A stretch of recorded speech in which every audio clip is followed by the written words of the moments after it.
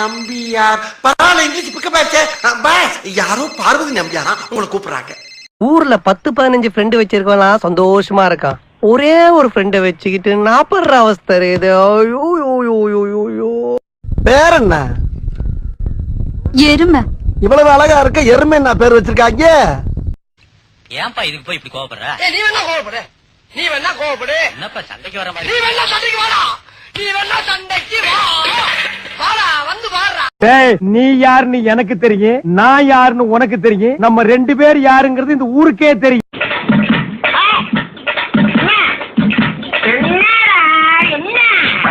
நானும் ஓப்பனா ஒன்னு சொல்லவா?